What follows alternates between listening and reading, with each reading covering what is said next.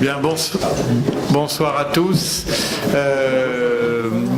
Nous allons donc aujourd'hui parler avec l'association suisse romande de chirurgie cœlioscopique, donc que nous invitons. Nous avions été invités l'année dernière à Lausanne avec Philippe Marr notamment. Nous étions allés assister et nous avons participé également de façon active à la journée de chirurgie qui était organisée dans un endroit extraordinaire au musée olympique à Lausanne, et il faisait très beau et on n'a pas pu leur rendre exactement l'appareil, mais il fait quand même relativement beau à Paris aujourd'hui. Bien, je vais écouter le compte-rendu, nous allons écouter le compte-rendu de la séance que va nous faire Jean-Pierre Cossat.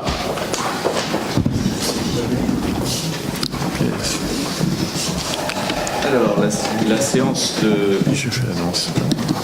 La séance de la semaine dernière. Voilà. Concernait l'ambulatoire sous la modération de Jean-Marc Claes.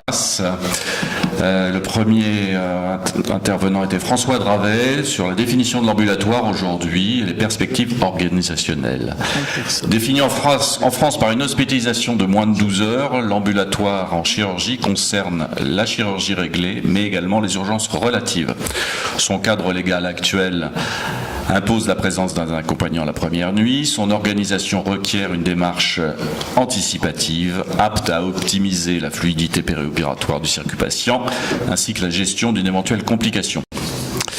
En chirurgie scénologique, les causes d'échec sont l'anxiété, les nausées, vomissements et la douleur. Le suivi numérique au moyen d'applications spécifiques sur smartphone doit être évalué pour améliorer cette prise en charge.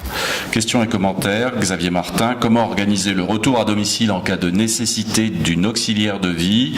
Réponse, la Caisse primaire d'assurance maladie a mis en place le PRADO, qui est le programme de retour à domicile, à cette fin. Albert-Claude Benamou, qui s'occupe alors de l'évaluation des patients, ne craignez-vous pas une déshumanisation de la prise en charge? Réponse, la définition des soins requis et laissée à l'aide-soignante. À l'équipe soignante, pardon. Hubert Joannet, l'appel du lendemain est parfois mal suivi et les outils numériques ne sont pas encore satisfaisants. Comment mieux prévenir ce risque limitant de l'ambulatoire? Réponse, on en est au début du numérique avec un taux de 50% de réponse qui va s'améliorer. Éric Lambaudy précise qu'idéalement, le suivi numérique apportera l'instantanéité de l'accessibilité aux données cliniques du patient. Jean Caddy, comment gérer la complication? Réponse, par une infirmière référente assurant la permanence des appels. Albert-Claude Benamou, ils font en ce sens créer au sein de l'établissement une cellule de régulation paramédicale avec une hotline dédiée. Enfin, François Guéral rappelle que la première unité en chirurgie ambulatoire a été créée à Bicêtre. Deuxième communication de Béatrice Levu, épidémiologie, durée d'hospitalisation en chirurgie cancérologique en France.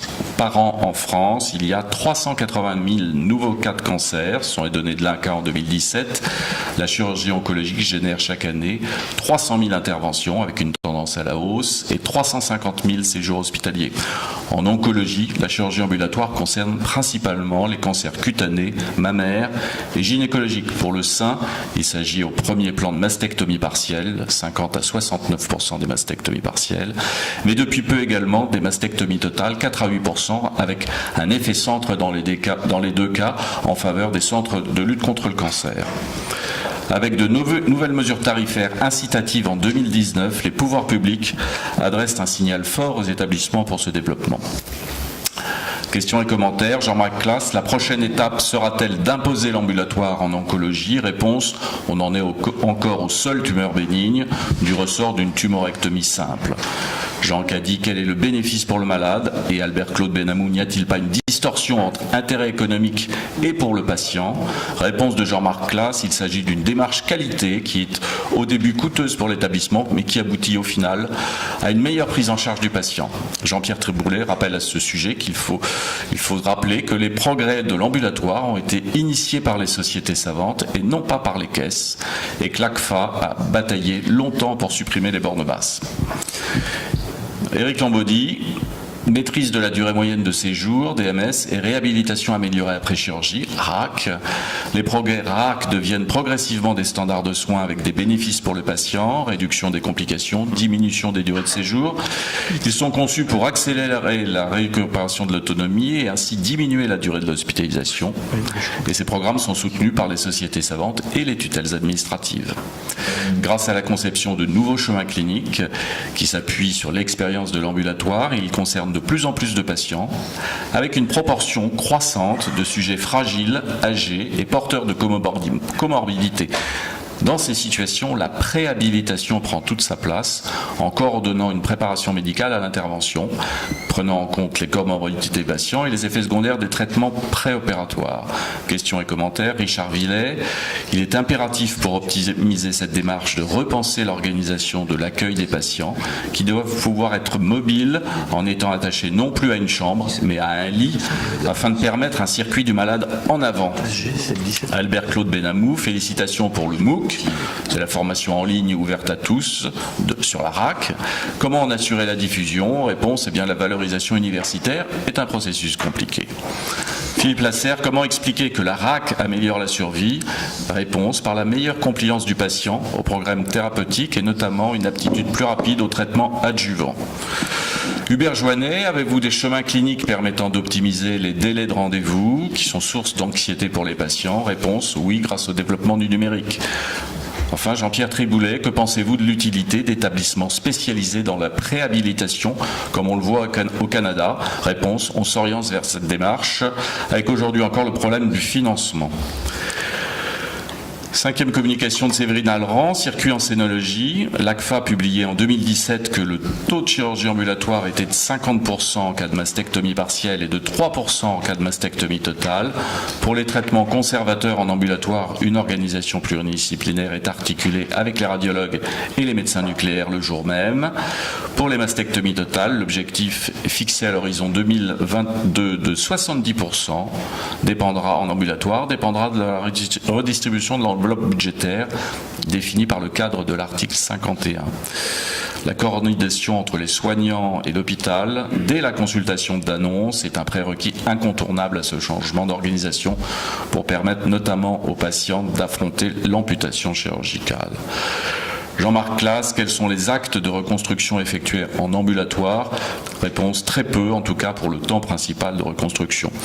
Richard Villet, y a-t-il la nécessité d'un environnement pluridisciplinaire pour la chirurgie du sein? Réponse, oui, il faut une articulation chirurgien, radiologue, radiothérapeute, oncologue, avec une spécialisation pour l'excellence et une unité de lieu pour l'immédiateté des échanges.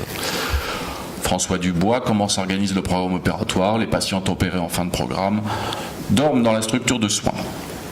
Fabrice Narducci nous présente la chirurgie gynécologique ambulatoire avec une expérience qui porte sur 171 patientes d'âge moyen de 54 ans qui ont bénéficié de chirurgie gynécologique carcinologique distinguée entre procédures simples, 116, et procédures complexes, 55, menées en ambulatoire. Les taux d'échec de l'ambulatoire ont été respectivement de 8 et de 16%, avec comme facteur prédictif d'échec la procédure complexe, l'heure de fin de programme, la durée opératoire et la gestion de la douleur post-opératoire. Les taux de réadmission à 30 jours ont été de 3 et de 11%, en suggérant un aménagement de la reprise des anticoagulants dans les procédures complexes. Jean-Marc Classe, y a-t-il eu des hystérectomies de clôture? La réponse est non. Jean-Pierre Triboulet, avez-vous recentré vos indications au bout de ces résultats? La réponse est non, mais nous avons mieux ciblé les patientes. Dernière communication, le circuit ambulatoire en chirurgie oncologique digestive est présenté par Anne Morego. Dans un rapport de l'INCA publié en 2018, la chirurgie digestive oncologique est réalisée en ambulatoire dans seulement 0,9% des cas, malgré le développement simultané de la réhabilitation améliorée après chirurgie, notamment colorectale. Une série française de 2 centres vient cependant de présenter 157 patients opérés d'une colectomie en ambulatoire, dont un tiers de cancer, avec des résultats encourageants, 11% d'échecs de l'ambulatoire et 6% de réadmission, grâce à un suivi à domicile très encadré. D'autres indications de chirurgie digestive oncologique semblent accessibles à l'ambulatoire: hépatectomie mineure laparoscopique, exérèse transanale de polype rectal, fermeture de stomie. Jean-Pierre Triboulet conclut la séance avec le commentaire suivant: l'objectif des pouvoirs publics de réaliser 70% de la chirurgie en ambulatoire en 2022 n'est pas réaliste. L'appréciation des résultats de cette prise en charge doit préalablement être confiée à des centres experts avant une diffusion vers les équipes plus novices. Enfin, il faut assurer une meilleure information du patient et du médecin traitant. Je vous remercie. Merci Jean-Pierre Cossa. Y a-t-il des questions particulières? Est-ce qu'il y a des objections à accepter ce compte-rendu de séance? Non, donc très bien. Avant de commencer la séance, je voudrais faire trois annonces. D'une part, le site internet donc, est bien fonctionnel maintenant depuis à peu près une quinzaine de jours. Il serait bon que vous puissiez le visiter pour déjà voir son organisation et éventuellement nous faire des retours sur les problèmes que vous pouvez rencontrer parce qu'on teste maintenant en grandeur nature et donc fatalement il y a quelques problèmes techniques et c'est bon de les connaître pour pouvoir les faire remonter. Deuxièmement, Gérard Morvan et Arlette Koshen-Persson se penchent sur le trombinoscope de l'Académie. Donc vous pouvez également regarder sur le site si vous y apparaissez ou pas, puisqu'il peut y avoir des problèmes de transfert de données au cours de l'ouverture du site internet. Enfin, on avait prévu aujourd'hui de faire une assemblée générale élective, mais elle a été reportée. J'ai vu quelques collègues qui se sont étonnés, donc ça a été reporté au 17 avril. Très bien, donc maintenant j'invite Bijan Gavami à venir faire l'introduction de cette séance de l'Association suisse romande de chirurgie cœlioscopique.